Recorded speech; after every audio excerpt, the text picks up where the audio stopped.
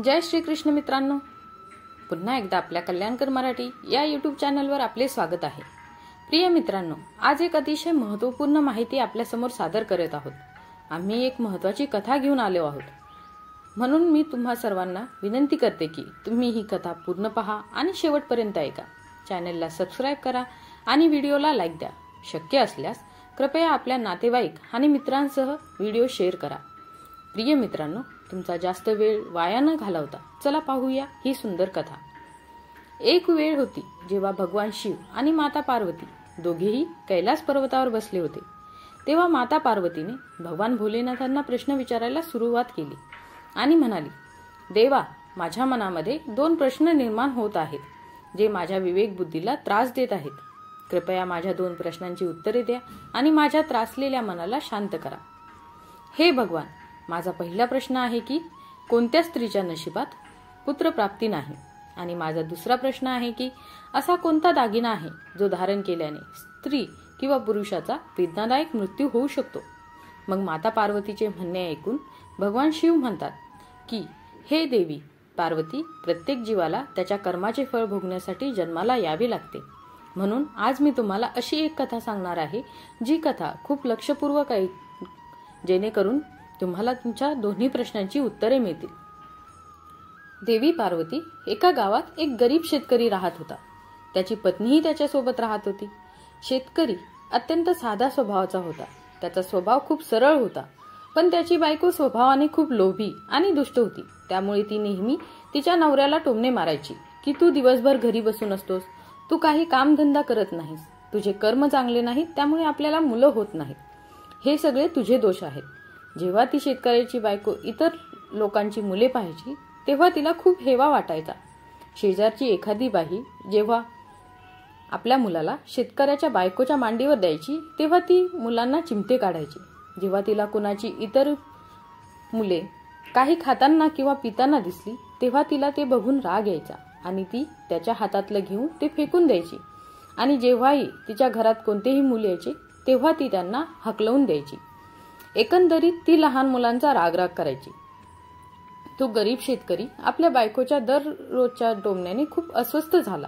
तो खूप कष्ट करायचा। त्याच्या मनात विचार यायचा की जगातील सर्व संपत्ती आपल्याला मिळावी आणि लवकरात लवकर श्रीमंत व्हावं, पण एवढी मेहनत करूनही पैसे मिळत नाहीत, म्हणून तो वैतागला होता। आपल्या बायकोला तो पुन्हा पुन्हा सांगायचा की तू थोडा धीर धर, देवावर विश्वास ठेव, आपले चांगले दिवस एक ना एक दिवस नक्कीच येतील। पण बायकोच्या लोभी स्वभावामुळे तिला या ज्ञानाच्या गोष्टी अजिबात समजत नव्हत्या। शिवजी पार्वतीला सांगतात की बायकोच्या टोमण्याने शेतकरी खूप दुखावला होता। एके दिवशी शेतकरी लाकूड तोडण्यासाठी जंगलात गेला। त्या दिवशी खूप ऊन होते, त्यामुळे शेतकरी ऊन आणि उष्णतेमुळे खूप थकला होता आणि तो विश्रांतीसाठी दाट सावलीत एका झाडाखाली बसला। दरम्यान एक साधू महाराज तेथून जात होते आणि त्यांना दिसले की शेतकरी दुःखी आहे। हा शेतकरी नक्कीच कोणत्या ना कोणत्या कारणाने त्रस्त आहे। साधू महाराज त्यांच्याकडे गेले आणि शेतकऱ्याच्या त्याच्या समस्येचे कारण विचारले।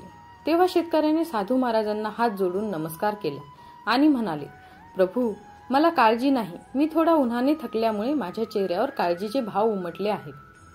पण मित्रांनो, संताला शेतकऱ्याचे सगळे समजले होते। तो म्हणाला, नाही, तुला कशाची तरी काळजी वाटत आहे, म्हणून कृपया मला तुझ्या समस्येचे कारण सांग। कदाचित मी तुला मदत करून तुझी चिंता दूर करू शकेन। सुरुवातीला शेतकरी खरे कारण न सांगता इकडचे तिकडेचे बोलू राहिला। संतजी, तुम्ही विचार करत आहात असे काही नाही, असे म्हणू लागला। पण जेव्हा ऋषी वारंवार विचार करू लागले तेव्हा शेतकऱ्याने सांगितले त्यांच्या घराबद्दल आणि त्यांच्या पत्नीच्या वागणुकीबद्दल। तेव्हा संतजी म्हणाले की फक्त एवढेच आहे ना, ठीक आहे, मी तुला मदत करतो। जर तू गरीब आहेस, तुझी पत्नी कटकटी आहे, तुला संतान होत नाहीये आणि तुझ्या या समस्येचे निराकरण करण्यासाठी मी तुम्हाला अशी वाटी देत आहे। ही वाटी काही सामान्य वाटी नाही। तुम्हाला या वाटीतून जे काही मागायचे आहे ते तुम्ही या वाटीला मागू शकता। रात्री वाटी पांढऱ्या कपड्याने झाकून ठेवा। सकाळी उठून वाटी पाहिल्यावर रात्री वाटी ठेवताना जे हवे होते, जे तुम्ही मागितले असेल तेच मिळेल, पण एका रात्रीत या वाटीला तुम्ही एकच गोष्ट मागू शकता, हे लक्षात ठेवा। एका रात्रीत या वाटीतून एकापेक्षा जास्त वस्तू मागितल्या तर दुसऱ्या दिवशी या वाटीने दिलेले सर्व काही नाहीसे होईल आणि ही वाटी जळू लागेल, ज्यामुळे तुमचा जीव जाईल. त्या साधूचे ऐकून शेतकरी खूप आनंदी झाला आणि आता तो विचार करू लागला की हळूहळू सर्व काही नीट होईल आणि मी गरिबीतून श्रीमंत होईल आणि आता आमच्या घरात माझी पत्नी देखील खूप आनंदी होईल. मला लवकरच मूल होईल, कारण या संताने मला जो काही उपाय सांगितला आहे तो मी नक्कीच करेन. असा विचार करून त्या साधूचे वारंवार आभार मानले आणि मग आनंदाने शेतकरी घराकडे निघाला.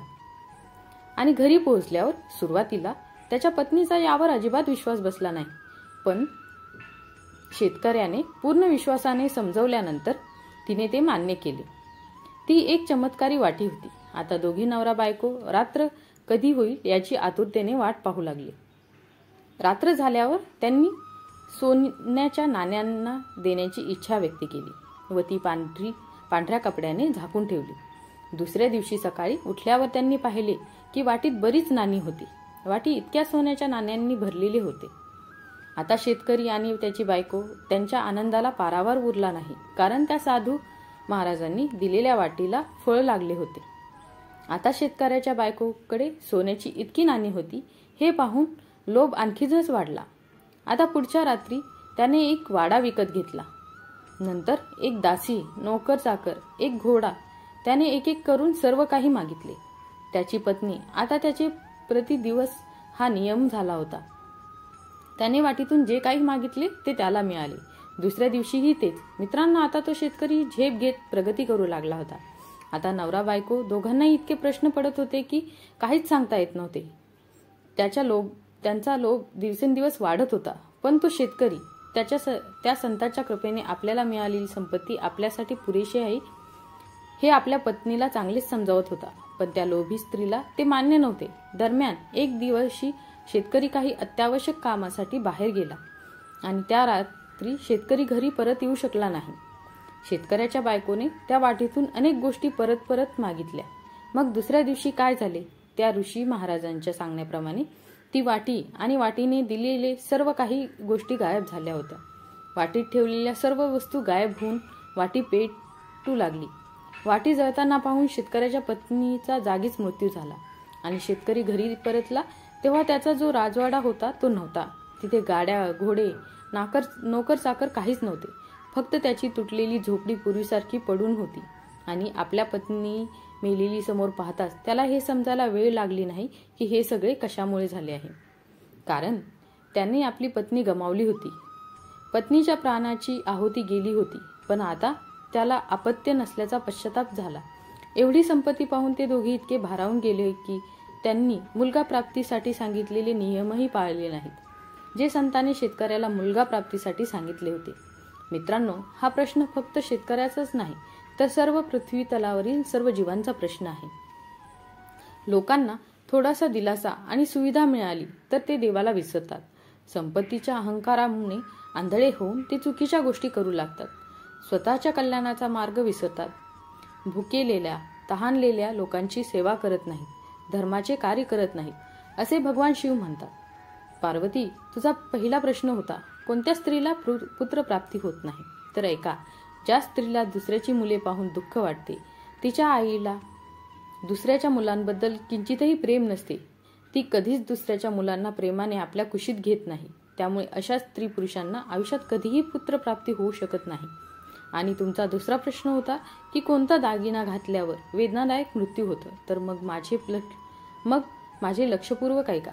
लोभाने ग्रासलेला पुरुष असो किंवा स्त्री, मग तो कोणीही असो, तो एक वेदनादायक मृत्यूने मरणार आहे. शेतकऱ्याच्या बायकोकडे सर्व सुखसुविधा होत्या, परंतु अतिलोभामुळे वाटी जळून गेली आणि ती स्वतःही मरून गेली. त्यामुळे माणसाने आयुष्यात कधीही लोभी नसावे. कष्ट करून माणसाने भगवंताच्या कृपेने जे काही मिळत आहे त्यात समाधान मानून धर्माचे धडे पाळून जीवनात पुढे जावे. असे लोक जीवनात नेहमी आनंद शोधतात आणि त्यांच्या घरात कधीही पैसा, संपत्ती, सुख, समृद्धी, मुलगा, मुलगी, नातवंड यांची कमतरता नसते. त्यांच्या घरात आनंदाचा आक्रोश नेहमीच घुमत असतो. तर मित्रांनो, तुम्हाला आमची आजची कथा कशी वाटली? जर तुम्हाला व्हिडिओ आवडला असेल तर कृपया व्हिडिओला लाईक करा आणि चॅनलला सबस्क्राईब करा. शक्य असल्यास कृपया व्हिडिओ आपल्या नातेवाईक आणि मित्रांना शेअर करा. अशीच माहिती पूर्ण चर्चा आपण उद्या पुन्हा भेटू. राधे राधे. जय श्री कृष्ण.